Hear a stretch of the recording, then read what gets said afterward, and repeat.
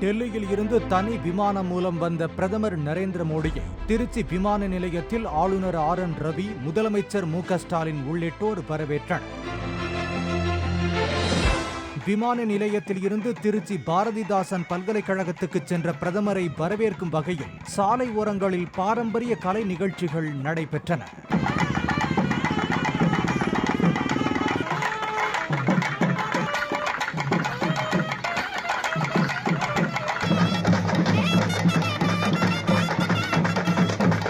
பல்கலைக்கழகங்களில் மாணவர்களுக்கு பட்டங்களை வழங்கிய பின் உரையாற்றிய பிரதமர், பாரதிதாசன் கூறியதைப் போல புதிய துணிச்சலான உலகை உருவாக்க வேண்டும் என்பதே தமது நோக்கம் என்றார். Great poet Bharathidasan said, "Pudiyador ulagam sevyom." This is also your university's motto. This means let us create a brave new world. Indian youth are already creating such a world. பட்டமளிப்பு விழாவுக்கு பின் மீண்டும் விமான நிலையத்துக்கு சென்ற பிரதமர் புதிதாக கட்டப்பட்டுள்ள சர்வதேச முனையத்தை திறந்து வைத்து ஆய்வு செய்தார்.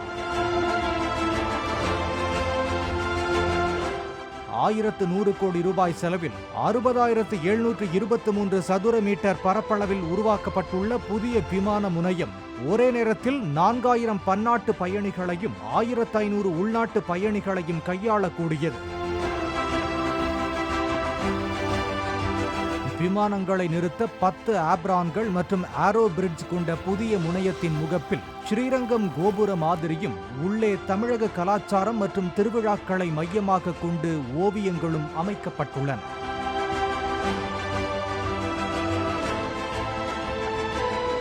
இதைத் தொடர்ந்து மதுரை தூத்துக்குடி இரட்டை ரயில் பாதை உள்ளிட்ட மின்மயமாக்கப்பட்ட ரயில் பாதைகளை நாட்டுக்கு அர்ப்பணித்த பிரதமர் திருச்சி கல்லகம், காரைக்குடி ராமநாதபுரம், சேலம் வாணியம்பாடி உள்ளிட்ட 5 சாலை திட்டங்களையும் தொடங்கி வைத்தார். 160 கிலோமீட்டர் நீளமுள்ள மதுரை தூத்துக்குடி இருவழி திட்ட இயக்க திறனை மேம்படுத்தி சேலம் திருப்பத்தூர் வாணியம்பாடி சாலையில் 36 கிலோமீட்டர் முதல் 80 கிலோமீட்டர் வரையிலான 9,000 கோடி ரூபாய் மதிப்பிலான பெட்ரோலியம், இயற்கை எரிவாயு திட்டங்களை தொடங்கி வைத்து புதிய திட்டங்களுக்கும் அடிக்கல் நாட்டிய பின் பேசிய பிரதமர், 2014க்கு முந்தைய 10 ஆண்டுகளில் தமிழகத்துக்கு ஒதுக்கப்பட்ட நிதியை விட தனது ஆட்சியில் 2.5 மடங்கு அதிக நிதியை ஒதுக்கியதாக கூறினார். இலவச ரேஷன், இலவச மருத்துவ சிகிச்சை, கழிப்பறையுடன் கூடிய வீடுகளை தமிழகத்துக்கு மத்திய அரசு வழங்கி வருவதாகவும் அவர் தெரிவித்தார். Tamil Nadu's progress. For these projects spanning roadways, railways, ports, airports, energy and petroleum pipeline. தமிழக சுற்றுப்பயணத்தை முடித்துக் கொண்டு பிரதமர் மோடி கேரளா வழியாக லட்சத்தீவுகளுக்கு சென்றார்.